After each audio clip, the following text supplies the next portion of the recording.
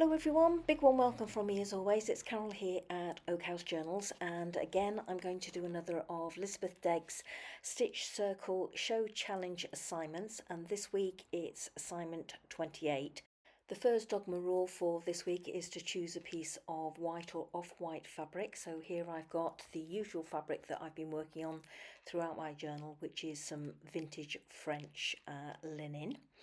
And as always, we are to trace a circle. So here I've got my usual pot of paste and a Friction marker pen, and I use those to draw a circle on my piece of fabric. So here you're seeing the very rough circle that I've drawn on my fabric. And as I'm always mentioning, those lines will disappear with a hot iron because they've been drawn with a Friction marker pen. The second dogma rule this week was to draw a grid inside the circle. Now you could either do that with straight lines.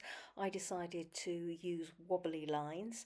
So this is what my grid looks like now I've drawn it inside my circle.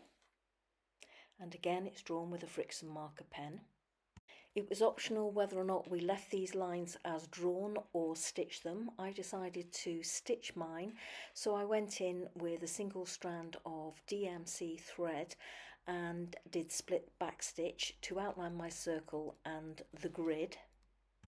And for that I used this pale blue, which is a departure from the third dogma rule, which was to use black as our thread colour this week.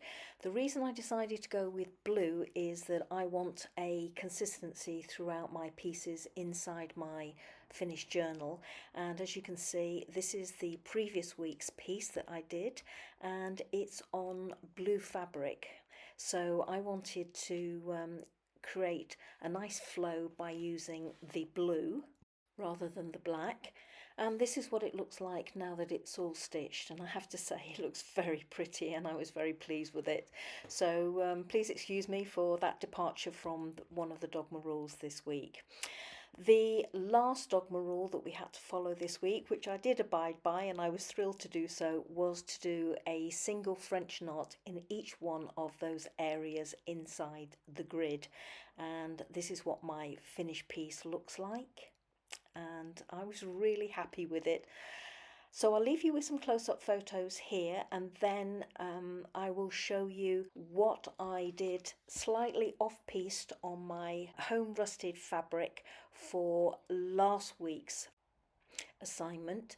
And if you recall, last week our stitch was to be seed stitch, so this one was a labour of love. It took me a good while, and then I went on and did some extra embellishments.